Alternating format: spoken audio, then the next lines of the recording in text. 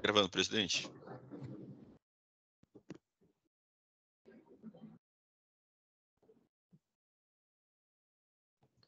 Bom dia. Iniciando a sessão de julgamento da primeira Câmara Julgadora do Tribunal de Posse e Taxa do Estado de São Paulo, do dia 20 de fevereiro de 2024, a qual está sendo gravada e será disponibilizada posteriormente. Eu vou verificar o quórum no sistema do empate, pedida para o Dr. Eduardo Soares de Mello confirmar a presença.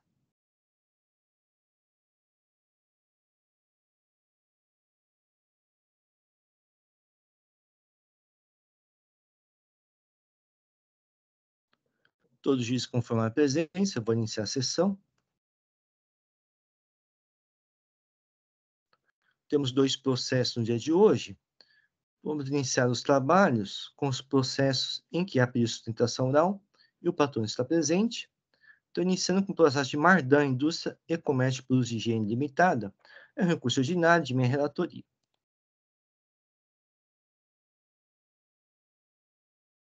Só um momento que eu vou fazer o registro da presença do patrono.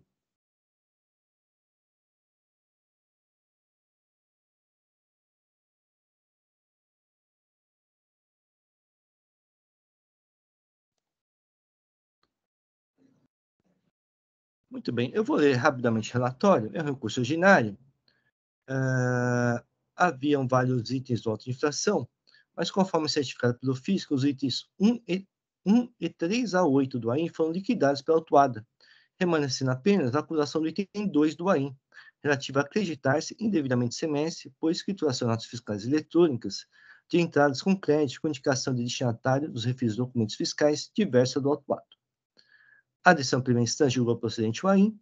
Inconformado com a decisão primeira instância, o contribuinte interpôs recurso ordinário, apresentando em seguintes alegações: nulidade da decisão recorrida, improcedência do item 2 do AIM, exorbitância e irregularidade no cálculo da multa aplicada, princípio da verdade material. Por fim, requer a nulidade da decisão recorrida ou do item 2 do AIM e, no mérito, o cancelamento integral da exigência. A doutrina de imputação fiscal manifestou-se pelo não provimento do recurso ordinário. Como o patrão está presente, eu já vou antecipar um pouco o meu voto. Hoje meu voto não está apreciando o mérito, porque há uma proposta de diligência. Então, indagaria ao doutor Fernando se prefere discutirmos primeiro a diligência, e se for vencedor, a sustentação oral pode ser feita no retorno dos autos. Claro, sem problema, senhor presidente. Agradeço, doutor Fernando. Então, vou leitura do meu voto. De acordo com as notas fiscais, folha 111 a 505, a natureza das operações seja de transferência de produção do estabelecimento, tendo como destinatário o próprio estabelecimento emitente as notas fiscais, matriz autuada. A recorrente alega que houve erro na emissão de notas fiscais contra o destinatário. O fato gerador do ICMS é a saída de mercadorias e o direito ao crédito decorre da entrada de mercadoria no estabelecimento, como dispõe o parágrafo 2º, artigo 214 do regulamento. Entendo que nessa situação, a matéria de fato pode ser mais bem esclarecida, como permite o parágrafo 1º, artigo 25 da Lei 13.457. Assim, deve a recorrente, no prazo de 30 dias, contados da publicação da decisão, juntar aos autos cópia do livro de saída do emitente em que constam os registros das notas fiscais são objeto do AIM. Cópia dos registros contábeis do emitente em que constam as saídas das respectivas mercadorias dos seus estoques. Cópias dos registros contábeis da autuada em que constariam a entrada das mercadorias nos seus estoques. Os documentos devem ser juntados de forma organizada, conforme o entendimento do Dr. Antônio Augusto Pereira de Carvalho, no processo da RT2 270/99. Após oportunizar a manifestação do auditor fiscal autuante em sequência da outra imputação fiscal. Então, basicamente assim, houve emissão de nota fiscal pela matriz, né, operação de transferência. No entanto, o destinatário se era própria, né? Então, a recorrente alega que houve erro na emissão dessa nota contra o destinatário, né? Deveria constar autuado como destinatário de mercadorias. Então, o propósito da diligência é verificar se houve realmente uma saída de mercadorias do emitente e a entrada na autuada. Né? Basicamente, seria isso, é a matéria de fato. Então, é assim que eu voto. Só vou fazer o registro.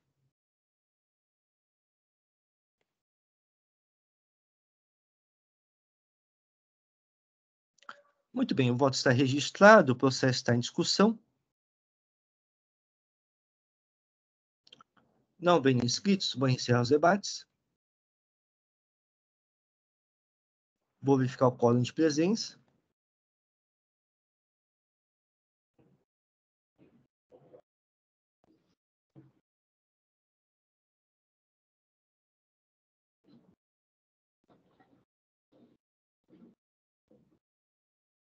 Vou iniciar a votação.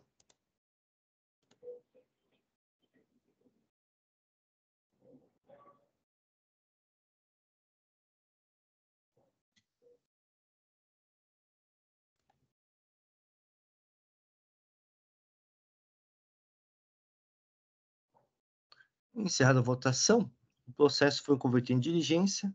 No sistema meu voto. Sim, doutor Eduardo. Presidente, eu não sei se é um equívoco meu, Sim. mas a princípio o voto não estava registrado. Estava, acho que um começo de um voto, eu não sei se estava disponibilizado para os colegas, para mim só estava uma primeira página. Eu não consigo acessar o restante, então não sei se você vai acrescentar algo. Eu acho que não está registrado o voto na íntegra da diligência no sistema. Estava completo. Para mim estava completo, eu consegui acompanhar a leitura. O meu também estava completo, sim. Tá, então alguma... O meu também. É porque eu não consegui ler antes o voto, só estava a primeira página e continua assim. Não, mas tudo bem, então. Então, Tá bom. perfeito. Deve ter algum problema aí no seu acesso. Depois eu vou ver isso. Tá bom. Mas encerrado a votação, o processo foi convertido em diligência nos termos do meu voto. Agradeço o presidente doutor Fernando. Obrigado, senhor presidente. Bom dia a todos aí. Bom dia, obrigado. Bom dia, doutor Fernando. Bom dia. Passar pelo processo de Neo Rodas S.A. em recurso ordinário, também de minha relatoria. Há protesto por sustentação oral, mas o patrono está ausente. Só um momento que eu vou registrar a ausência do patrono.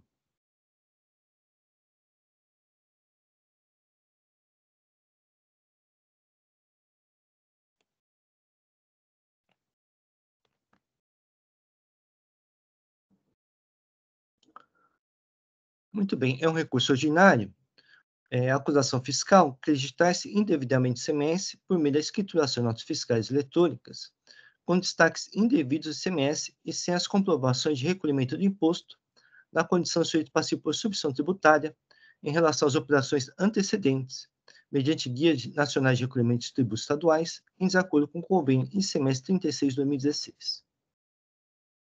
A decisão primeira instância julgou procedente de autoinfração.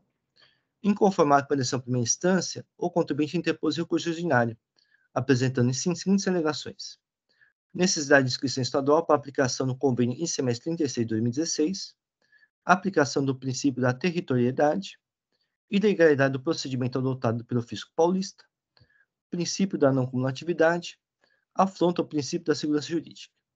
Por fim, requer o cancelamento integral da autoinfração. A douta implementação fiscal manifestou-se pelo não provimento de recurso ordinário. Antes do meu voto, eu só vou fazer uma síntese da situação fática. Basicamente, são operações com sucata, né? De acordo com o convênio 36 de 2016, nessas operações ao diferimento, mesmo nas operações interestaduais, o momento da entrada no estabelecimento destinatário. Então, pelo convênio, a autuada deveria recolher o ICMS diferido por guia de recolhimentos especiais, né? No entanto, o Estado do Paraná, no caso, ele regulamentou esse convênio obrigando a empresa destinatária a ter inscrição estadual no Estado do Paraná para aplicação desse diferimento, né? E a autuada alega isso, né? Como não tem inscrição estadual no outro estado, então as operações não seriam diferidas. Então, a operação veio com o estado de imposto e assim acreditou. Então, vou passar para o meu voto. Aqui no meu voto, eu transcrevo o convênio ICMS 36 de 2026. Acho que aqui está errado. Eu vou fazer uma coisa de 2016, na verdade. Então, esse convênio que estabeleceu o diferimento nas operações interestaduais, com sucata,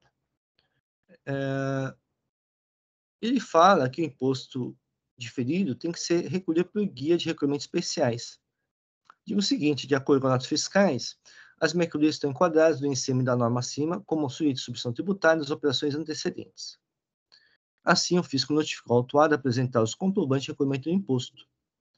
Em resposta, a autuada informou que ela não é responsável pelo recolhimento de semestre, uma vez que não possui inscrição estadual no Paraná. Assim, é fato incontroverso que não houve o recolhimento previsto no convênio de semestre 36 de 2016, fato que sejou a lavratura do auto de infração, pois sem o recolhimento do imposto das operações antecedentes, o creditamento é indevido, nos termos do artigo 38 da Lei 6374. Os argumentos da autuada para eximir-se da responsabilidade do referido recolhimento não procede. A resposta à consulta tributária 21451/2020 expôs. Diz o seguinte, a resposta à consulta tributária. Da leituras para o segundo, terceiro e quarto, acima reproduzido, entendemos que a legislação paranaense extrapolou os ditames do convênio ICMS 36 de 2016, pois referido convênio atribuiu ao estabelecimento industrializador destinatário de forma incondicional, na condição de passivo de substituição tributária, a responsável pelo pagamento devido em relação a operações antecedentes, com desperdício de resíduos metais não ferrosos e alumínio em formas brutas. A melhor interpretação a ser conferida ao parágrafo 3º da cláusula 1ª do convênio semestre 36 de 2016 é a de que, a fim de recolhimento de imposto devido a ser realizado por meio de Guia Nacional de Recolhimentos Especiais, outro documento autorizado pela legislação do Estado de origem da mercadoria, há permissão para que o Estado de origem da mercadoria exija a inscrição do estabelecimento industrializador destinatário. Entender de modo diverso leva à possibilidade dos Estados destinatários por meio do ato unilateral desvirtuar a sistemática de tributação estabelecida por meio do convênio celebrado.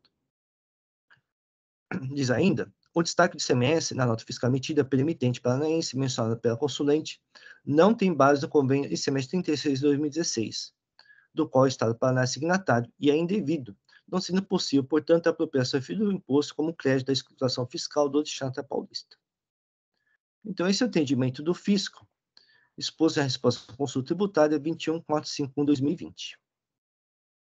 Deste modo, não pode o regulamento do ICMS paranaense, que é decreto por meio da agência de inscrição estadual paranaense para o contribuinte do Estado de São Paulo, alterar a sujeição passiva da operação estabelecida no convênio ICMS, do qual o Estado do Paraná é signatário. Não se trata de violação do princípio da territorialidade e nem ilegalidade do procedimento adotado pelo fisco paulista, uma vez que a legislação do Estado do Paraná, alterando o acordado em convênio ICMS e condicionando a inscrição paranaense a contribuinte desse Estado, não pode atingir operações cujo efeito jurídico atinge o Estado de São Paulo. Nesse sentido, cito o douto entendimento do doutor Antônio Augusto Toscano, da Câmara Superior desse TIT. Transcrito aqui o meu voto. A mesma situação fática dos autos foi apreciada pela Câmara Superior no processo 10.4, 41.23.813/2019, também na relatoria do Dr. Augusto Toscano, que a unanimidade decidiu contrariamente ao entendimento autuado. Transcrevi aqui no meu voto essa jurisprudência da mesma situação fática na Câmara Superior. Não existe razão recorrente quanto às suas alegações quanto ao princípio da não cumulatividade. De acordo com o descrito acima, o imposto não foi cobrado da forma, no montante, no prazo, nem pelo sujeito passivo, determinado pelo convênio 36 de 2016, uma vez que a autuada não cumpriu determinado fim do convênio ICMS. A substituição tributária das operações antecedentes corresponde ao diferimento do imposto. O STF se manifestou no sentido da não ofensa à cumulatividade. Está aqui também transcrita a jurisprudência do STF. Ainda, o ICMS destacado indevido como exposto pela resposta à consulta tributária 21451/2020. A legislação do Estado de São Paulo, ou seja, que vincula o contribuinte paulista, expressamente salienta a vedação do destaque do imposto quanto ao diferimento, artigo 186 do regulamento. Assim, a autuada, tendo conhecimento que o convênio semestre 36 de 2016 estabeleceu o diferimento para as operações, deveria observar que o imposto destacado nas notas fiscais é indevido, como estabelece o artigo 186 do regulamento. Ainda mais do que cobrado, o eventual recolhimento do imposto realizado pelo terceiro, ou seja, pessoa diversa a que a norma determina, não afasta a responsabilidade da autuada. Observe o entendimento da Câmara Superior nesse sentido, no processo 1016, 40.33.551, relatoria do Dr. Fábio Henrique Bordino Cruz, em decisão unânime. Ademais, relativamente ao imposto indevidamente destacado nas fiscais, se eventualmente o contribuinte paranaense resolve o repagamento, o fez mediante a compensação gráfica, que não é o montante que o convênio semestre 36 de 2016 determina que seja recolhido, nos termos seus parágrafos 1º e 2º, isto é, o incidente sobre a base de cálculo de cada operação de saída, a crescida do frete, se for o caso, e recolher por meio de guia de recolhimentos especiais. Assim, não se pode considerar que o imposto das operações anteriores foi cobrado, uma vez que as operações foram praticadas em total dissonância do determinada legislação tributária, como acima exposto. Quanto à segurança jurídica, também não procede de declarações recorrente. A autuária é contribuinte paulista, assim deve cumprir as normas e o entendimento do Estado de São Paulo, e não de outro Estado, em especial, quando os efeitos jurídicos das operações repercutem no Estado de São Paulo, no caso, o creditamento realizado pela autuada. A recorrente alega que, caso tivesse realizado o recolhimento do imposto, como determinou o convênio semestre 36 de 2016, ela seria autuada pelo Estado do Paraná. No entanto, trata-se de alegação genérica, pois não indica qual acusação seria imputada por recolher imposto ao Estado do Paraná, ou seja, qual a infração por ter recolhido semestre ao Estado do Paraná. Não procede o argumento afronta ao princípio da insegurança jurídica quando o contribuinte paulista acolhe entendimento diverso ao do Estado de São Paulo em benefício próprio, ao não recolher o imposto nas operações antecedentes, como determina o convênio semestre 36 de 2016, e se acreditar dele que repercute na apuração do imposto desse Estado. O Estado do Paraná pode criar condições de solidarização desde que sejam circunscritos ao seu território e os seus efeitos jurídicos não prejudiquem os demais estados, que não é o presente caso, como exposto ao longo desse voto. Então, pelo exposto, conheço e nego pelo recurso ordinário, é assim que eu voto. Só um momento, vou fazer uma pequena correção aqui de erro de digitação.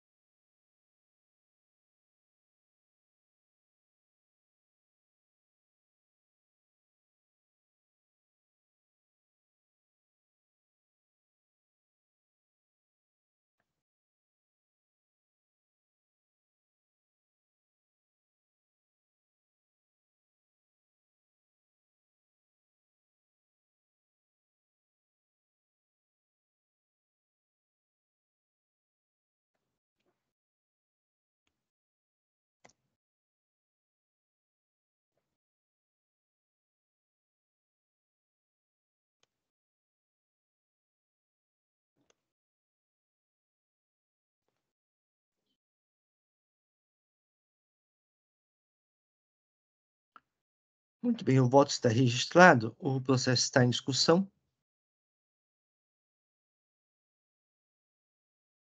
Não havendo inscritos, vou encerrar os debates. Vou verificar o quórum de presença.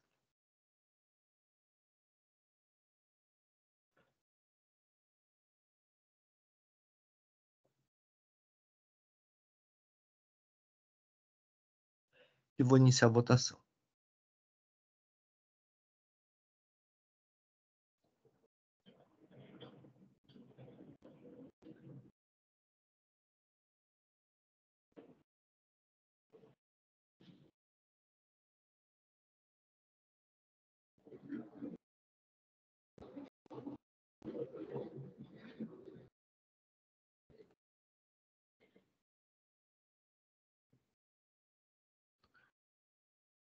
Iniciada a votação, então, em decisão unânime, o recurso ordinário foi conhecido e não provito.